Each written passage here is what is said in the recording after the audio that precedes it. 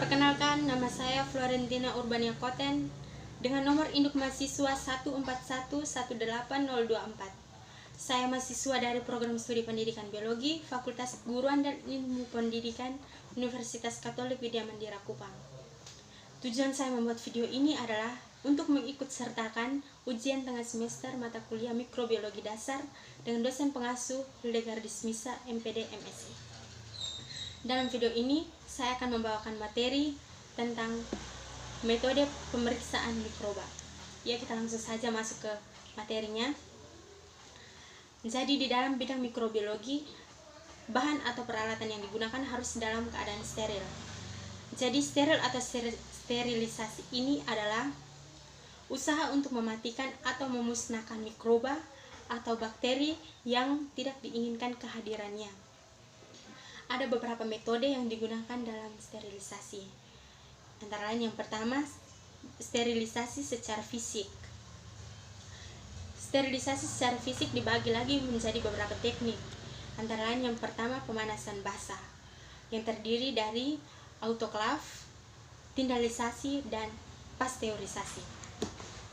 Autoklav adalah alat yang serupa dengan tangki minyak yang dapat diisi dengan uap air. Di dalam autoklav, yang mensterilkannya adalah panas basah, bukan tekanannya. Suhu yang digunakan di dalam autoklav sekitar 21 derajat Celcius dalam jangka waktu selama 15 menit. Yang kedua adalah tindalisasi. Tindalisasi adalah metode yang digunakan berupa mendidihkan medium dengan uap selama beberapa menit saja. Atau tindalisasi adalah metode yang berupa mendidihkan atau memasak bahan medium dengan cara uap dalam jangka waktu beberapa menit saja. Yang ketiga adalah pasteurisasi. Pasteurisasi adalah suatu cara disinfeksi dengan pemanasan yang pertama kalinya dilakukan oleh Pasteur dengan maksud untuk mengurangi jumlah mikroba pembusuk atau perusak di dalam anggur tanpa merusak anggur tersebut. Suhu yang digunakan di dalam pasteurisasi ini sekitar 69 derajat Celcius dalam jangka waktu selama 30 menit. Teknik yang berikutnya adalah pemanasan kering yang terdiri atas yang pertama oven. Sterilisasi ini menggunakan udara panas. Alat-alat yang disterilkan menggunakan oven ini mencapai suhu 160 derajat Celcius sampai 180 derajat Celcius dalam jangka waktu selama 1-2 jam. Alat-alat yang bisa disterilkan menggunakan oven ini yaitu alat-alat gelas seperti cawan petri, pipet, tabung reaksi, labu, dan sebagainya. Yang kedua, pembakaran atau incineration. Pembakaran merupakan cara sterilisasi yang 100% sangat efektif tetapi terbatas penggunaannya. Cara ini biasa digunakan untuk mensterilkan alat pemanasan kuman atau sengkelit atau biasa disebut atau dikenal dengan jarum OC, yakni dengan membakarnya di atas lampu bunsen atau lampu pijar. Teknik yang berikutnya adalah penyinaran dengan sinar gelombang pendek. Mikroorganisme di udara dapat dibunuh dengan penyinaran memakai sinar ultraviolet. Panjang gelombang yang dapat membunuh mikroorganisme adalah 220-290 nanometer. Radiasi yang paling efektif adalah 253,7 nanometer. Untuk memperoleh hasil yang baik, maka bahan-bahan yang disterilkan baik berupa cairan, gas, dan atau aerosol harus dilewatkan atau dilalui langsung di bawah sinar ultra ungu dalam lapisan-lapisan yang tipis. Teknik yang berikutnya adalah sterilisasi secara kimia. Zat-zat kimia yang dapat dipakai untuk sterilisasi antara lain halogen atau senyawa klorin dan yodium, akridin, prosanalin, deterjen, logam-logam berat seperti Hg, Ag, As, dan aldehida, dan gas ETO, uap formaldehid, dan beta-propilakton. Teknik yang berikutnya adalah sterilisasi secara kimia. Beberapa bahan yang akibat pemanasan tinggi atau tekanan tinggi akan mengalami perubahan atau penguraian. Dalam mikrobiologi, penyaringan secara fisik yang paling banyak digunakan adalah dengan penggunaan filter khusus, misalnya filter Birkeveldt, Chamberlain, dan Seitz.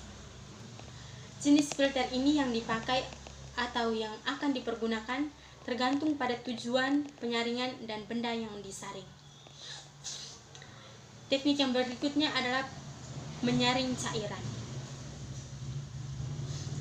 Hal yang dapat dilakukan dengan berbagai filter seperti saringan Seitz yang menggunakan saringan asbestos seperti alat penyaringnya, saringan Birkeveldt yang menggunakan filter yang terbuat dari tanah diatom, saringan Chamberlain yang menggunakan filter yang terbuat dari porselen, dan Fritted glass filter yang menggunakan filter terbuat dari serbuk gelas.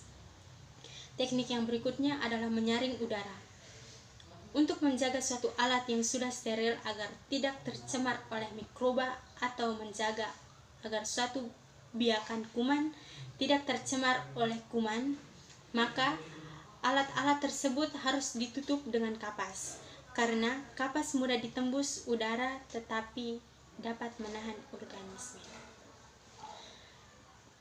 Yang berikutnya adalah mikroskop dan pemeriksaan mikroskopi. Mikroskop adalah instrumen yang paling banyak digunakan dan paling bermanfaat di laboratorium mikroskopi.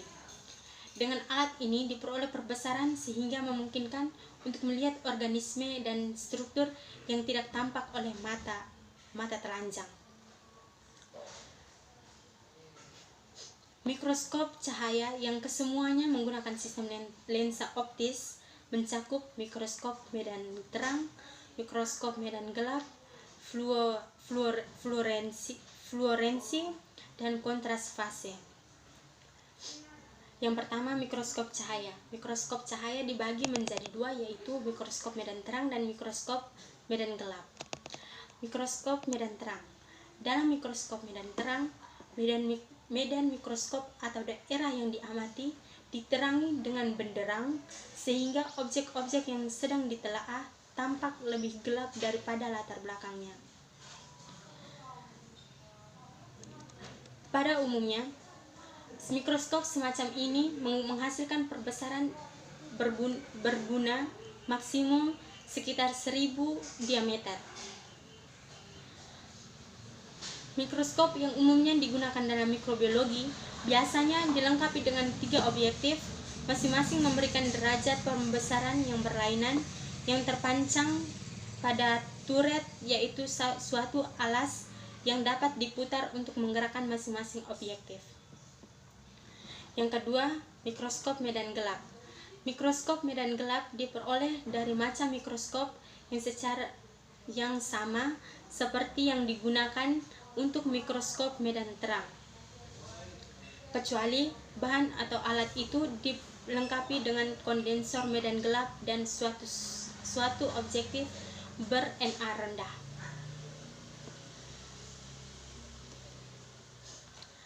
Yang berikutnya adalah mikroskopi kontras fase. Mikroskop kontras fase adalah suatu tipe mikroskopi cahaya yang memungkinkan kontras yang lebih besar antara substansi dengan berbagai ketebalan atau berbagai indeks bias. Teknik yang berikutnya adalah mikroskop elektron. Mikroskop elektron memberikan pembesaran berguna yang jauh lebih besar daripada yang mungkin beroleh dengan mikroskopi cahaya. Untuk mikroskop elektron, spesimen yang harus diperiksa disiapkan sebagai suatu lapisan kering yang teramat tipis pada layar kecil dan dimasukkan ke dalam alat itu pada titik di antara kondensor magnetik dan objektif magnetik yang sebanding dengan kondensor dan objektif pada mikroskop cahaya. Teknik yang berikutnya adalah preparat untuk pemeriksaan mikroskopi cahaya. 2 teknik umum digunakan untuk mempersiapkan material material atau spesimen untuk pemeriksaan mikroskopi, yaitu yang pertama, suspensi organisme dalam suatu cairan. Yang kedua, menggunakan lapisan tipis atau olesan spesimen yang dikeringkan, difikasi, dan diwarnai.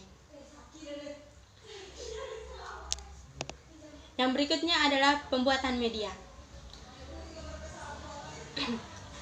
Jadi media adalah perbenihan atau substrat atau dasar makanan untuk menumbuhkan dan mengembangbiakan suatu mikroorganisme. Media yang baik bagi pemeliharaan mikroorganisme adalah yang mengandung unsur-unsur makanan yang diperlukan, dapat berupa garam-garam anorganik dan senyawa-senyawa organik seperti protein, pepton, asam-asam amino, dan vitamin-vitamin. Yang berikutnya adalah fungsi media. Fungsi media adalah untuk membiarkan, mengasingkan, dan menyimpan mikroorganisme dalam waktu yang lama di dalam laboratorium. Media juga berfungsi untuk mempelajari sifat-sifat koloni atau pertumbuhan, sifat-sifat biokimiawi mikroorganisme. Yang berikutnya adalah syarat-syarat membuat media. Yang pertama, media harus mengandung semua unsur. Yang kedua, media harus mempunyai tekanan osmosa. Dan yang ketiga, media harus dalam keadaan steril. Yang berikutnya adalah klasifikasi media. Klasifikasi media berdasarkan susunan. Klasifikasi media ini dibagi menjadi beberapa bagian, yaitu yang pertama, klasifikasi media berdasarkan susunan kimia, yang terdiri atas media anorganik, media organik, media sintetik, dan media non-sintetik. Yang berikutnya adalah klasifikasi media berdasarkan konsistensinya. Dibagi atas media cair, media padat, dan media semi padat. Yang berikutnya, klasifikasi media berdasarkan fungsinya. Yang pertama, media diperkaya. Yang kedua, media selektif. Yang ketiga, media diferensial. Yang keempat, media penguji. Yang kelima, media untuk perhitungan jumlah mikroba. Dan yang keenam, media khusus. Yang berikutnya adalah komposisi media. Ada beberapa media yang menggunakan bahan serbuk kering. Yang pertama, nutrien agar atau Na. Komposisi yang pertama yaitu ekstrak daging dengan 3 gram, pepton 5 gram, bakto agar 15 gram, dan air suling atau aquades 1000 ml. Komposisi kedua, daging segar 500 gram, pepton 10 gram, bakto agar 15 gram, dan air suling atau aquades 1000 ml. Komposisi yang ketiga, ekstrak daging 3 gram, pepton 5 gram, NaCl 5 gram, agar 1,5 sampai 2%, aquades atau air suling 1000 ml, dan pH 7,3. Yang kedua adalah media nutrien cair atau nutrien broth. Komposisi yang pertama, ekstrak daging 3 gram, pepton 5 gram, NaCl 5 gram, aquades 1000 ml, dan pH 7,3. Komposisi yang kedua, daging 0,25 gram, sukrosa 30 gram, aquades 1000 ml, dan yang ketiga, media potato dextrosa agar atau PDA.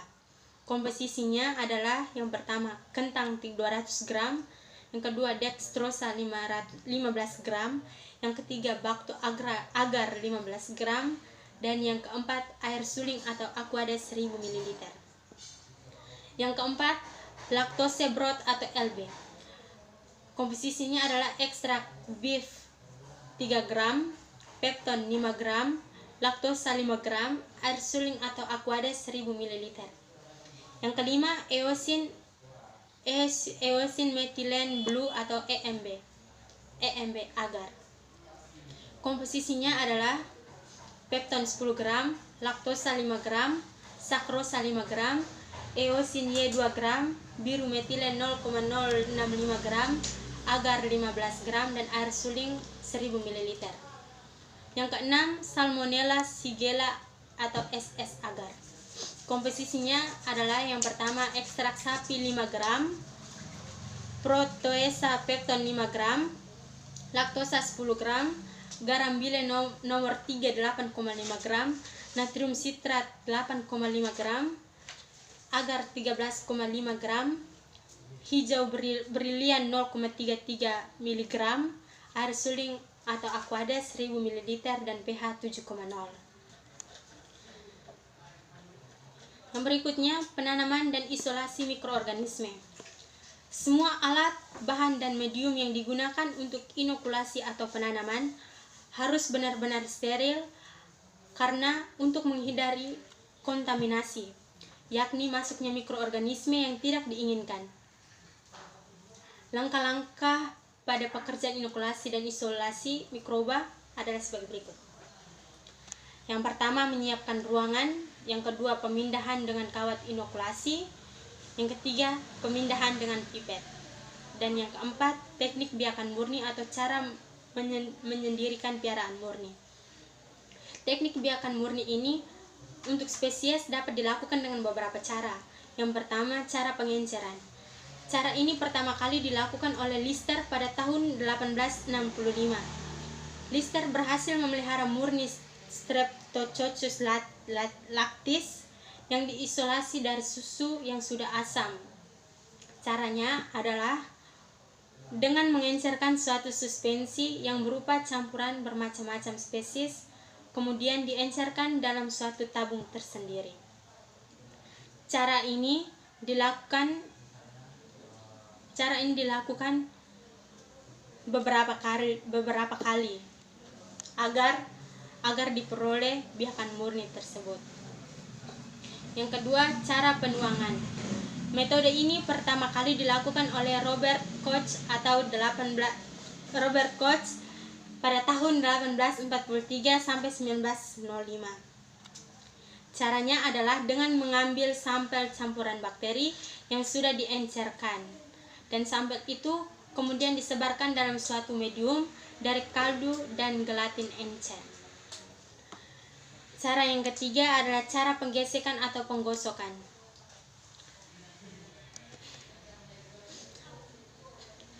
Untuk mendapatkan koloni yang terpisah sewaktu melakukan goresan harus memperhatikan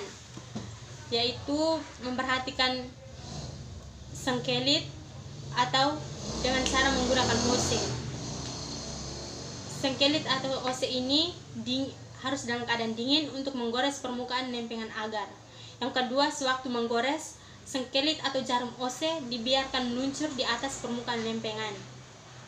Yang ketiga, jarum ose atau sengkelit harus dipijarkan setelah menggores suatu daerah. Hal ini bertujuan untuk mematikan mikroorganisme yang melekat pada mata ose dan mencegah pencemaran dan penggeseran berikutnya. Yang keempat, menggunakan tutup cawan Petri untuk melindungi permukaan supaya terhindar dari pencemaran. Yang kelima, mengembalikan lempengan agar untuk mencegah air kondensasi jatuh di atas permukaan sehingga dapat terjadi penyebaran koloni. Ada beberapa teknik penggesekan, yaitu goresan T, goresan kuadran, goresan radian, putar lempengan agar 90 derajat, dan pijarkan ose. Yang berikutnya adalah goresan sinambung. Cara yang keempat adalah cara penyebaran atau agar sebar. Cara yang kelima adalah cara pengucilan satu sel atau single cell isolation. Cara yang keenam, cara inokulasi pada hewan. Dan teknik-teknik pewarnaan. Dan yang berikutnya adalah teknik-teknik pewarnaan.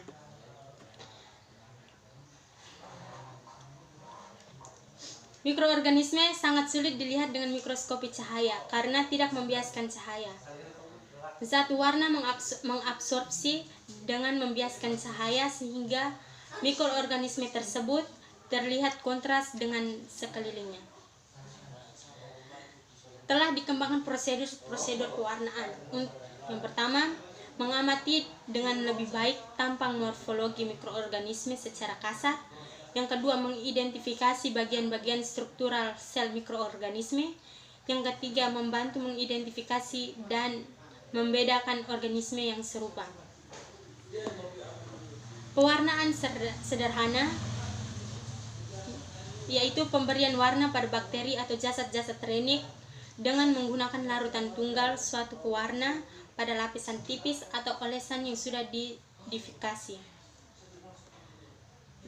Pewarnaan diferensial yaitu prosedur pewarnaan yang menampilkan perbedaan di antara sel-sel mikroba atau bagian-bagian sel mikroba Yang ketiga, pewarnaan gram.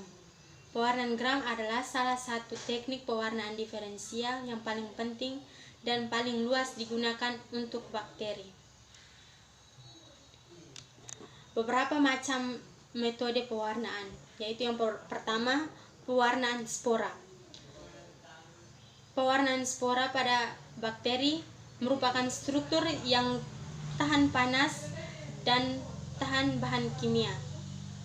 Spora dibentuk oleh bakteri tertentu untuk mengatasi lingkungan yang tidak menguntungkan baik bagi bakteri tersebut.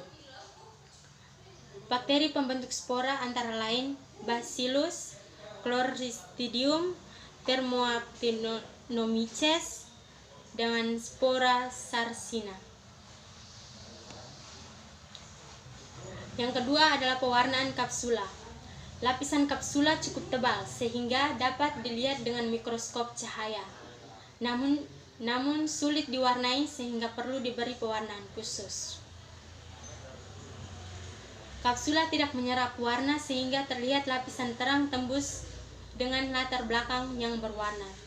Yang ketiga adalah pewarnaan flagela. Untuk melihat flagela digunakan cara khusus, penambahan bahan kimia berupa larutan mordan yang berguna untuk membengkakkan flagela sehingga dapat dilihat dengan mikroskop cahaya. Yang keempat adalah pewarnaan badan infusi. Asam PHB membentuk granula seperti lipida dapat diwarnai dengan zat warna yang larut dalam lipida, seperti Sudan Black B. Zat warna yang larut dalam lipida seringkali disebut zat warna netral karena bagian yang warnanya tidak mempunyai muatan dan mewarnai granula lipida karena larut dalam bahan lipida. Sekian penjelasan materi metode pemeriksaan mikroba dari saya. Semoga apa yang saya jelaskan dapat bermanfaat dan dimengerti oleh teman-teman semua. Dan saya mohon maaf jika ada beberapa kesalahan. Terima kasih.